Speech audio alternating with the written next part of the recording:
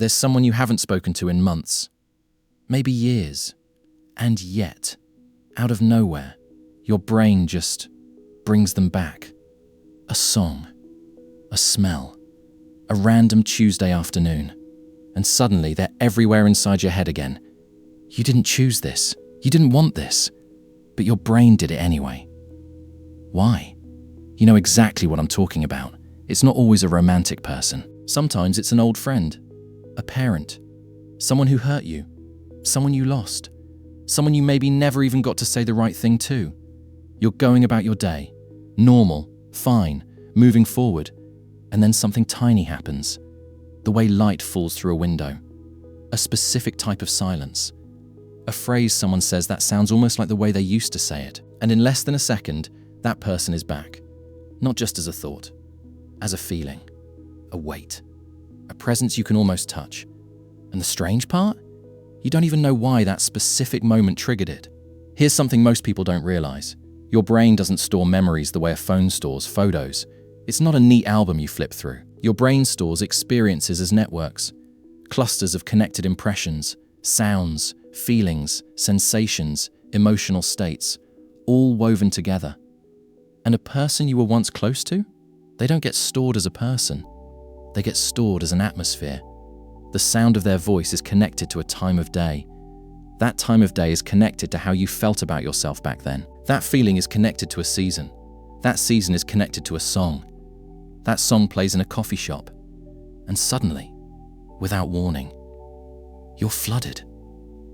Not because you were thinking of them, because your brain just recognized a pattern that matched the emotional signature of that person. It's not memory. It's more like resonance, like a tuning fork that vibrates when the right frequency is nearby. But there's something else happening, something deeper. Psychologists have known for decades that the human brain has a strange obsession with incompleteness. There's even a name for it, the Zeigarnik Effect. Simply put, your brain remembers unfinished things far better than finished ones. A task you completed?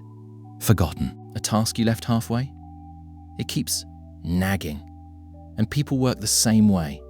A relationship that ended cleanly, with closure, with understanding, with a real goodbye. Your mind can release that. But a person who left without explanation? A conversation that was never finished? A feeling that was never allowed to fully exist? Your brain keeps that file open. Not to torture you, but because, on some deep biological level, your mind is still trying to resolve it. It's looking for the ending it never got. And every time something in your environment even faintly resembles the unresolved emotional story, your brain surfaces that person again, like a computer with a background process running. You're not aware of it most of the time, but it never fully stopped. Now here's where it gets really interesting. When that person comes back in your mind, what exactly are you actually revisiting? Because here's what most people assume: I'm thinking about them. But that's rarely what's really happening. What you're actually revisiting is a version of yourself, the you who existed during that relationship, the you who felt a certain way, who wanted certain things, who was afraid of certain things, who maybe hadn't yet learned what you know now. That person didn't just take space in your memory. They were present during a specific chapter of your identity. And sometimes, when life gets uncertain, or something shifts, or you're in a moment of transition, your brain reaches back to that chapter. Not because it misses them, but because it's trying to reconnect with you. Who you were, what you felt, what mattered.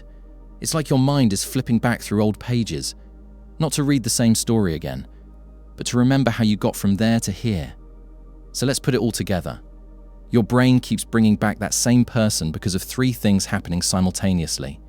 First, they're not stored as a person, they're stored as a feeling state, and your environment keeps accidentally triggering that state. Second, something in that relationship is unresolved, not necessarily something dramatic, maybe just something unsaid, something that never got to be fully felt, and your brain, which hates incompleteness, keeps returning to close the loop. Third, they represent a version of you that still has something to teach you, some part of your past self that hasn't been fully integrated into who you are now. And here's the part that might change how you see this.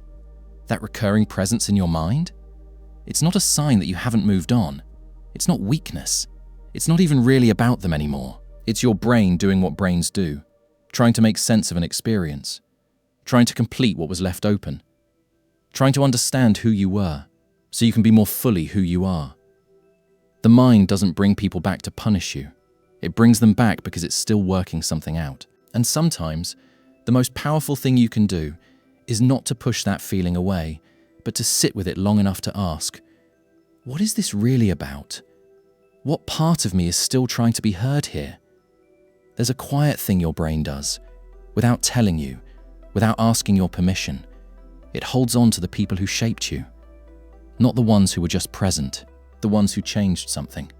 And it will keep returning to them until you understand what they changed, until you see, clearly, fully, how that chapter of your life made you who you are today.